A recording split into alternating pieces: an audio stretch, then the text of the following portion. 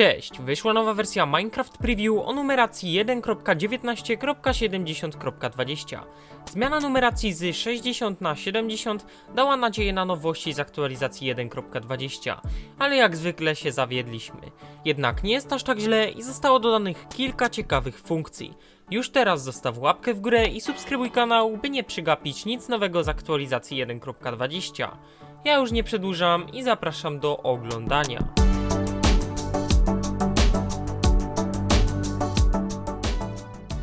Ucho główki piglina nie prześwituje już przez całą głowę, kiedy znajduje się w pasku szybkiego wyboru lub w ekwipunku.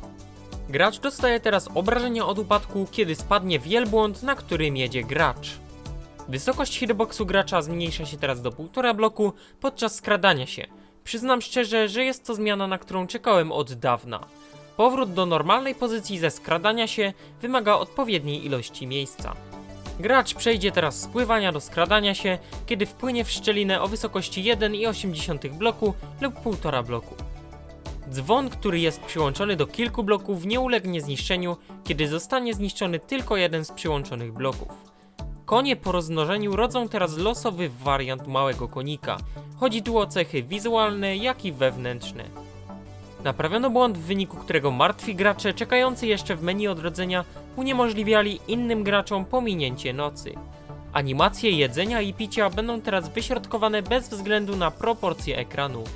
Wytłumienie się dźwięku z bloków dźwiękowych jest teraz równomierne i nie występuje tam wysoki spadek. Zmiana ta została zaobserwowana podczas porównywania z wersją Java. Gracze nie otrzymują już super szybkich obrażeń od bloku. Teraz tempo prawidłowo zwolniło. Podobno można teraz zaimportować świat z wersji 1.7.1.0, lecz niestety ja nie mam jak tego sprawdzić. Pociski wystrzeliwane z gracza podczas szybowania lub pływania nie zostają wystrzelone z nad postaci gracza. Przedmioty upuszczone podczas pływania, szybowania, ręcznie lub po śmierci nie pojawiają się już nad postacią gracza. Celownik gracza zostanie teraz przeniesiony do pozycji z postaci gracza, jeśli ten pływa lub szybuje. Zapisane książki można teraz przenosić w ekwipunku nawet wtedy, kiedy gracz posiada dwie takie same. Dwukrotne kliknięcie slotu wyjściowego w piecu nie skutkuje już upuszczeniem trzymanego przedmiotu. Naprawiono uszkodzone dane obserwatora, dzięki czemu ponownie wykrywa zmiany i emituje sygnał redstone.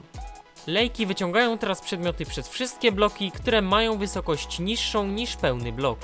Zniszczenie kłody namorzynowej powoduje teraz znikanie pobliskich namorzynowych liści. Papugi nie trzęsą się już, kiedy gracz jedzie na koniu obracającym się podczas skoku. Globalne entity takie jak smok kresu i pociski nie znikają już po przeleceniu za odległość renderowania zwykłych entity. Mapy skarbów, podwodnej świątyni oraz leśnej posiadłości mają teraz różne tekstury. Pokażę wam teraz zmiany sterowania dotykowego, ekranu mobilnego, zmiany techniczne oraz te, których nie mogłem zrozumieć. Twórcy napisali jeszcze: uwaga o wykończeniach pancerza. Są one dostępne do przetestowania w najnowszym snapshocie Java Edition, ale nie są jeszcze gotowe do Bedrock Edition, Beta i Preview. Damy wam znać jak tylko będą, abyście mogli z nimi eksperymentować, więc miejcie oczy na minecraft.net po najnowsze aktualizacje. Warto również zaznaczyć, że dzisiejsza wersja Preview będzie opóźniona na urządzeniach z systemem Android.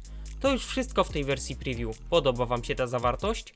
Dajcie znać w komentarzach, a ja zachęcam jeszcze do zostawienia łapki w górę i subskrypcji kanału, jeśli ten przegląd wam się spodobał. Dzięki za oglądanie do końca, miłego dnia i cześć!